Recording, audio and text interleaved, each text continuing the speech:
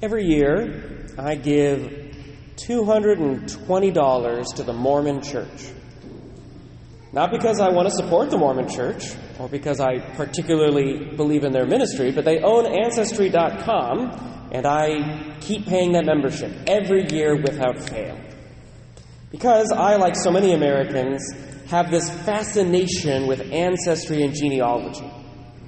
And I think it's because it's part and parcel of the American experience. You end up in a melting pot, and you feel melted away. You feel disconnected from anything substantial, historical, transcendental. There's a reason why, even people who are 4 or 5 generations out of Ireland, they'll have St. Patrick and a shamrock up in their house somewhere.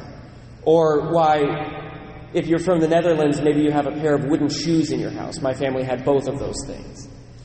It's because you want to feel connected to something greater than yourself. And all of these other countries, these European countries, these Asian countries, these African countries, they have depth and they have history and they have stories.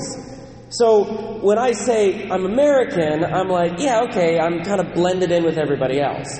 But when I say, well, my family comes from Ireland and the Netherlands and Germany, and those are just the ones buried here in Whatcom County, it connects me to something deeper, something greater, something beyond myself, beyond just living memory.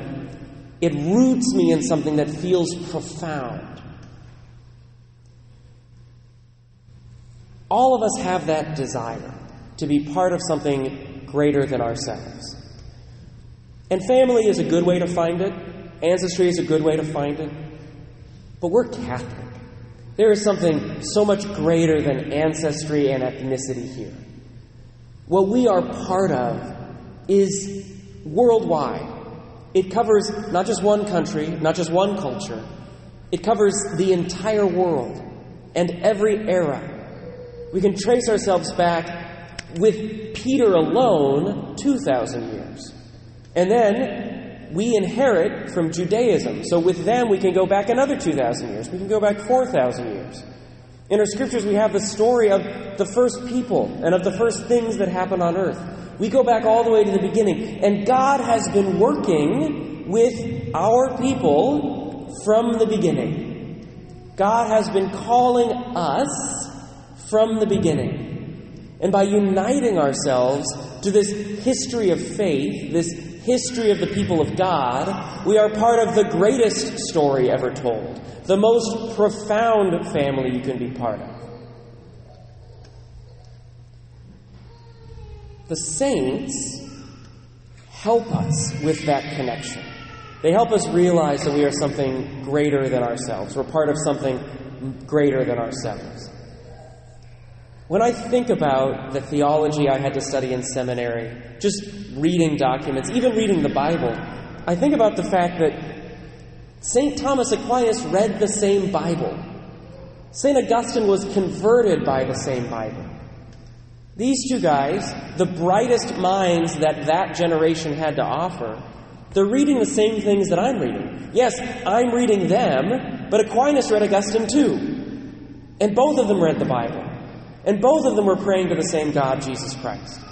And so to see these great heroes and these great figures in our faith, who have the same faith, who prayed the same prayers, who united themselves to the same Petrine ministry, it reminds me, I have this personal and deep connection to something greater than myself. Sure, if I go back through the German heritage, the Irish heritage, at some point I might reach a general somewhere or some kind of figure. Everybody likes to trace themselves to royalty, and family trees are broad enough that everybody probably has some connection to royalty enough generations back. But it's so much greater to connect myself to somebody who was holy, who lived the perfect life. Or not the perfect life, but through Jesus Christ was made perfect by the end of their life. To connect myself to somebody who was able to see behind the veil into the mysteries of God. Who, as a human being, was able to live in a way that was truly heroic and transcendental. Connecting myself to those people is way more fun than whatever the Mormon Church can give me.